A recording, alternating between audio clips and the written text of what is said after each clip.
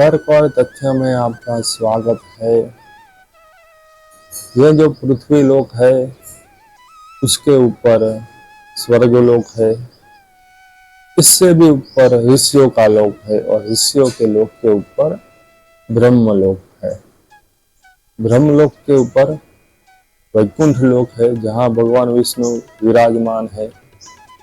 शेषनाग पर वह शयन कर रहे हैं और देवी लक्ष्मी उनके पैर पखार रही है। एक समय की बात है, देवी लक्ष्मी को देखकर भगवान विष्णु उनके साथ अटखली करते हैं। देवी लक्ष्मी थोड़ा क्रोधित होती है तो भगवान विष्णु मुस्कुराने लगते हैं, तो देवी लक्ष्मी और भी ज्यादा क्रोधित हो जाती है और भगवान विष्णु को यह श्राप देती है कि उनका मस्तक धड़ से अलग हो जाए। देवी लक्ष्मी तो जगत की माता है, जगत के लिए कल्याणकारी है। जगत का अकल्याण हो ऐसा श्राप वो कैसे दे सकती है भगवान विष्णु को? तो क्या वो कोई श्राप था जगत का अकल्याण करने वाला, या कोई उनकी लीला थी, भगवान की माया थी? यही हम आज के वीडियो में जानेंगे। नमस्ते, तर्क और तथ्य में आपका स्वागत है। आपसे निवेदन है कि हमारे चैनल को सब्सक्राइब करें, वीडियो को लाइक और शेयर करें। आप वीडियो को लाइक और शेयर करेंगे, चैनल को सब्सक्राइब करेंगे तो हमें बड़ी प्रसन्नता होगी, हमारे चैनल को आगे बढ़ने में सहायता प्राप्त होगी। तो चलिए हम शुरू करते हैं आज का वीडियो। जल के अंदर दो महान योद्धा युद्ध कर रहे हैं। एक बड़ा ही भयंकर और विचित्र है और एक बहुत ही सुंदर है। उस योद्धा के 4 हाथ है, हाथ में शंख, चक्र, गदा और पद्म है। दोनों ही योद्धा में एक समानता है कि दोनों का ही मुख अश्व का है, घोड़े का है, और वह दो योद्धा आपस में ही युद्ध कर रहे हैं। आप सोचेंगे कि दोनों का मुख घोड़े की तरह है, तो क्या वो भाई थे? नहीं, वो भाई नहीं थे। अश्विनी कुमार जिनका मुख घोड़े की तरह है, वह दो अश्विनी कुमार भाई थे, परंतु ये दो घोड़े के मुख वाले आपस में शत्रु है और भयंकर युद्ध कर रहे हैं। यह युद्ध क्यों हो रहा है? तो यह युद्ध वेदों की रक्षा के लिए हो रहा है। पूर्व में कुछ ऐसा हुआ था कि एक दैत्य ने बहुत ही तपस्या की, जिसका मुख घोड़े का था, गले का और ऊपर का भाग घोड़े का था। घोड़े को संस्कृत में हई कहते हैं, तो उसके माता पिता ने उसका नाम हयग्रीव रखा था। अब वो ब्रह्मा जी की तपस्या कर रहा था। यह दैत्य ब्रह्मा जी की तपस्या क्यों करते हैं बताए आपको? उनका एक ही उद्देश्य होता है, अमरता प्राप्त करना। वह सोचते हैं कि वह किसी तरह छल से ब्रह्मा जी से अमरता का वरदान प्राप्त कर लेंगे। ब्रह्मा जी किसी को अमरता का वरदान नहीं देते हैं। दैत्य भूल जाते हैं कि ब्रह्मा जी उनके पिता के भी पिता है, उन्हें सब कुछ ज्ञात है। उनके साथ वह छल नहीं कर सकते, फिर भी वह छल का प्रयास करते हैं। तो ब्रह्मा जी अपने वरदान में कुछ इस तरह की कंडीशन रख ही देते हैं कि उनका वरदान का निवारण हो सके। तो यह दैत्य भी ब्रह्मा जी को प्रसन्न करके अमरता प्राप्त करना चाहता था। ब्रह्मा जी जब प्रसन्न हुए तो ब्रह्मा जी ने अमरता का वरदान नहीं दिया, परंतु ऐसा वरदान दिया है कि तुझे वही मार सकेगा जो तेरी तरह हयग्रीव होगा। हयग्रीव प्रसन्न हो गया। उसे यह लगता था कि संसार में उसकी तरह कोई और हयग्रीव नहीं होगा। अब एक बार ब्रह्मा जी के ब्रह्मलोक में उस दैत्य ने प्रवेश किया। पूर्व में ब्रह्मा जी के मुख से वेदों की उत्पत्ति बताई गई है, तो वह हयग्रीव ब्रह्मलोक में उस वेदों को चुराने आया था। ब्रह्मा जी ध्यान में लीन थे, इसका फायदा उस हयग्रीव ने उठा लिया। वह वेदों को चुरा कर जल में ले गया और जल में कहीं छिपा दिया। जल में दैत्य ज्यादा शक्तिशाली होते हैं, देवता उन्हें पराजित नहीं कर सकते। जल में पहले भी हिरण्याक्ष पृथ्वी को जल के अंदर ले गया था। तो जब दैत्यों ने जल में वेदों को छिपा लिया, तो वो जो ऋषि थे, जो ध्यान करते थे, ध्यान से उनके मन के अंदर वेदों की ऋचा प्रकट होती थी, उन्हें ज्ञान प्राप्त होता था, वह सब बंद हो गया। ऋषियों के हृदय से वेदों की ऋचा लुप्त होने लगी। इससे यज्ञ क्रिया प्रभावित हुई। यज्ञ अशुद्ध मंत्रों से होने लगे, देवताओं को अशुद्ध हवि प्राप्त होने लगी और देवता निर्बल होने लगे। दैत्य बार बार देवताओं को पराजित करने लगे, उनका अपमान करने लगे। देवताओं का हृदय करुणा से भर गया, उन्हें बहुत ही ग्लानि हुई। उसी समय यह घटना हुई थी कि देवी लक्ष्मी ने भगवान विष्णु को यह श्राप दिया था कि उनका मस्तक धड़ से अलग हो जाएगा। तो मित्रों, अब आप समझ सकते हैं कि देवी लक्ष्मी ने भगवान विष्णु को ऐसा श्राप क्यों दिया, क्योंकि यह एक लीला थी। हयग्रीव को जो वरदान मिला था उसका यह निवारण था। सभी देवतागण भगवान विष्णु के लोग जाते हैं, भगवान विष्णु की स्तुति करते हैं। हे चार भुजा वाले सुंदर मनोहर भगवान विष्णु, आप जगत के पालनहार है। यह जगत आपसे ही उत्पन्न हुआ है और आप में ही समा जाएगा। आप सबकी रक्षा करने वाले हैं। हम आपकी शरण में आए हैं, हम पर प्रसन्न होइए।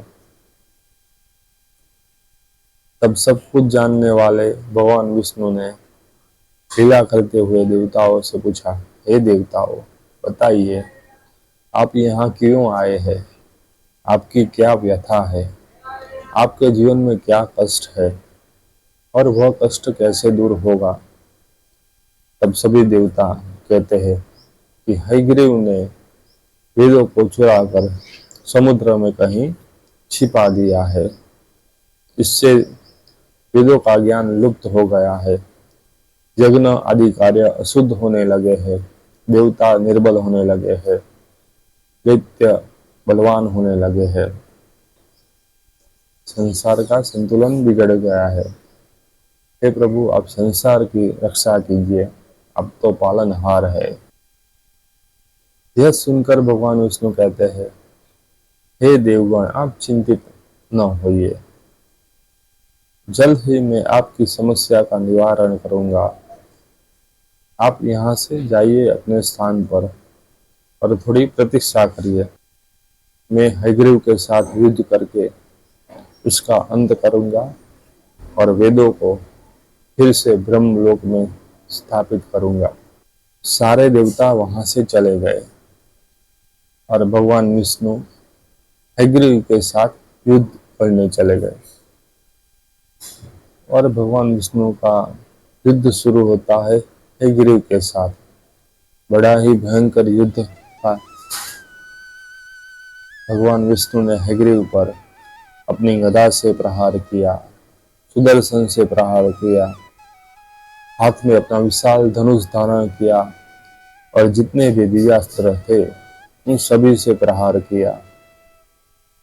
उन सभी का प्रतिकार हयग्रीव ने उसी तरह किया। इस युद्ध का क्या परिणाम होगा कोई समझ नहीं पाता था। तो भगवान विष्णु ने सोचा कि अब थोड़ा विश्राम कर लिया जाए। दूसरी तरफ वह दैत्य भी बुरी तरह थक गया था, तो वो भी विश्राम करने चला गया। भगवान विष्णु अपने धनुष के सहारे अपना मस्तक टिकाकर विश्राम करने लगे।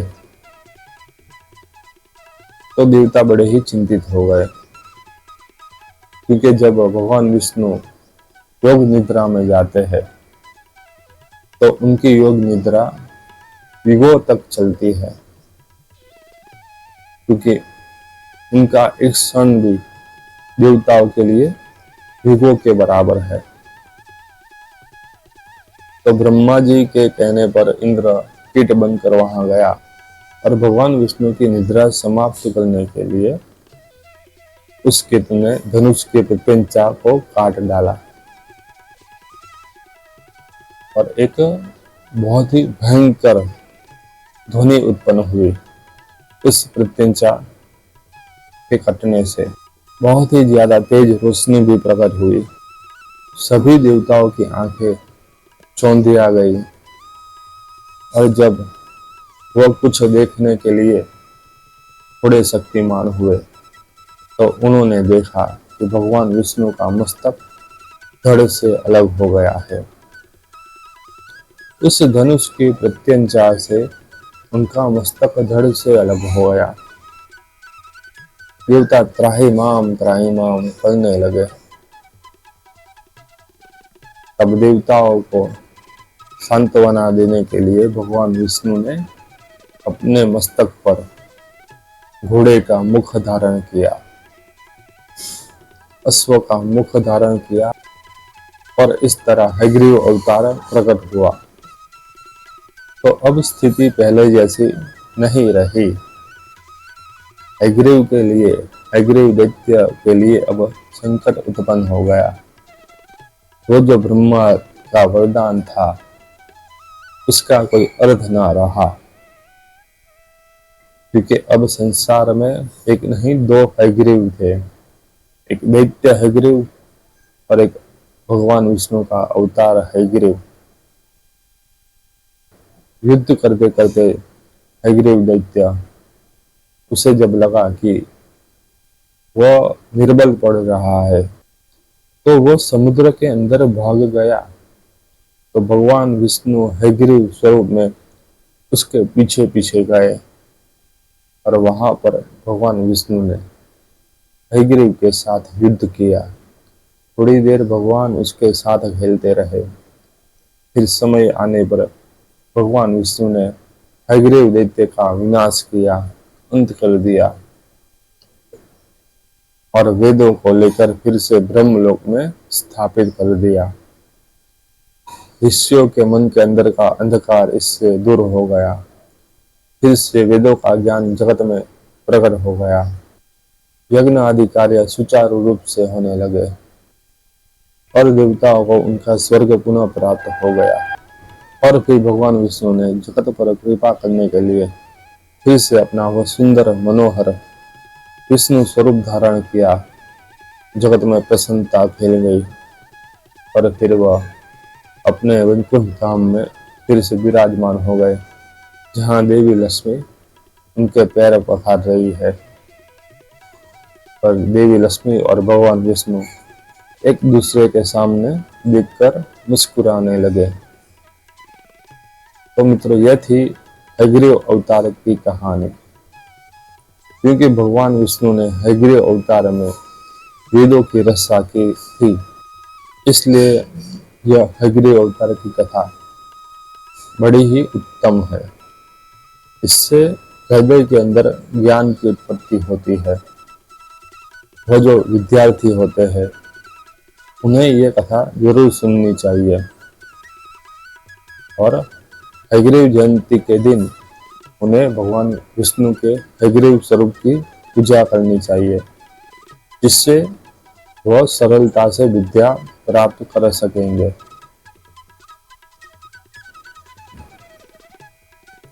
श्रावण माह की पूर्णिमा के दिन हयग्रीव जयंती मनाई जाती है। तो आपसे निवेदन है उस दिन भगवान हयग्रीव की पूजा करें और अपने अंदर के अज्ञान को नष्ट करें और ज्ञान की प्राप्ति करें। आप देख रहे थे तर्क और तथ्य। यह वीडियो आपको पसंद आया हो तो चैनल को सब्सक्राइब करें, वीडियो को लाइक और शेयर करें। धन्यवाद।